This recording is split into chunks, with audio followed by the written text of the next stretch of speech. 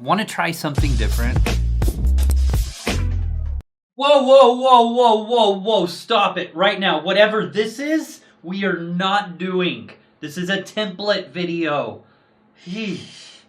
Close one. How about a dedicated healer build? Lately in Time Dungeon, if you ask anyone from our group who the MVP is, they're without a doubt going to say the 24th guest on the Pwnecast, a companion in the Outlands Discord, also known as Kwebb or Wild Thing. That's right, this guy plays a dedicated healer template, and when he's around, ain't nobody dying. So if you want to be asked to go into every single dungeon excavation, be in any time group you could ever want to be in, or just be really good support for your friends, then without a doubt, sit back, grab your healing scrolls, and let's talk about it.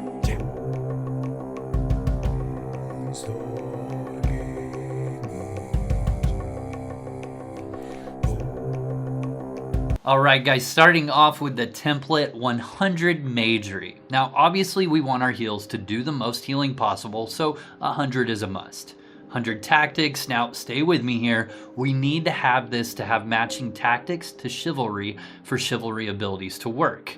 100 chivalry, this is going to give us access to Holy Light as an instant AoE group heal and Noble Sacrifice, which can be used as an instant heal or to instantly res fallen comrades. Now, typically Kwebb keeps Dispel Evil on autocast because this is going to help with his priority number 1, keeping himself alive. I mean, you can't heal if you're dead, right? This is going to give him a greater chance to reflect spells and also evade melee attacks. Next up is 80 Alchemy. Alchemy is a great addition. Once again, keeping himself alive is priority number 1. If he dies, he can't heal. I said it before. This will increase his healing potion strength as well as give him longer duration potion buffs. Some would actually probably take this to 100, so you can drink a total refresh and freely walk through other players for a 10-second duration. Also, he can easily throw decent damage purple potions to help slightly with damage. 80 or greater alchemy gives him access to the alchemy codex. More on that shortly. Next up is 80 arcane. The arcane staff is a weapon of choice. Light damage during casting, increased damage resistance, as well as access to the arcane codex. Next is 80 magic resist. He chose this for increased swing speed, general damage resistance, as well as some PvP viability. Some may, however, choose parry for access to that codex, which honestly can be a lifesaver in high disease or bleed environments such as Time Dungeon, Aegis 4, Moss, what have you. 80 wrestling. This is obviously needed for the arcane codex to work, and also it's helping from being interrupted during casting heals, which obviously is very important as well. Next is 80 meditation. You can't cast if you don't have mana. Done. Next is 20 focus. Focus helps with melee accuracy and defense, meditation rate, and swing speed. This is probably where I would drop the 20 points to get into 100 alchemy if I'd wanted to do 100 alchemy. But there's other ways to get that 100 alchemy, just more on that shortly too.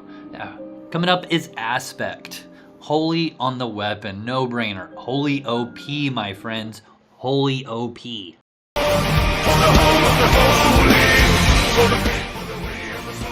Your role in this template is support. That AoE shield for the whole party is second to none in this regard. The higher the aspect, the higher the shield your party gets.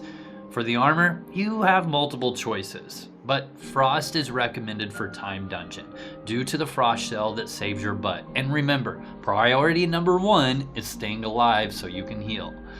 Now, there is an argument for water, given the increased healing amount, turning the power of 2 heals into 1 heal. It just doesn't have that automatic save that Frost provides. Void is another option just due to the stat regain for both health and mana, as well as effective resist and parry. Now, lastly, Holy is an option as well. Holy Shield gives you a little bit of safety, increased shift symbols so you have more utility in that department. For a predictable situation, Holy is a great choice, but if you're deep in time, Frost is Kwebb's aspect of choice. Let's talk about the Alchemy Codex first, as far as codexes go. Bandolier for 6 points. This allows you to use a heal potion every 7 seconds, which is going to be very helpful once again with priority number 1. Put it in the comments, tell me what's priority number 1. Elixir for 3 points. This will increase the healing done by your potions for 20%. over the next 3 seconds of duration. Mixed results for 3 points, increased duration of your buff potions, as well as increased damage resistance when you have multiple buff potions active. Panacea, I think I said that right, for 3 points. You can use a cure potion to reduce the damage of bleeds or diseases by 50%. This is going to be extremely helpful, once again, in time, Aegis, or Moss. Refinement for 3 points. This gives you a chance to not consume a potion when using a potion.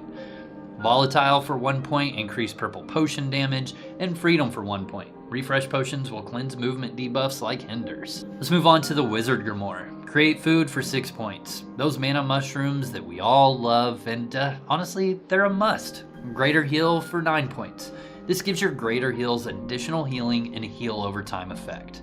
Reactive armor for 6 points. You want to keep reactive up 100% of the time. This will help that be closer to a reality.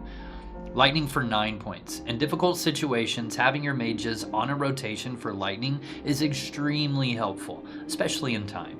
You may not be in the rotation, but being able to toss out a hinder lightning in dire situations is so helpful.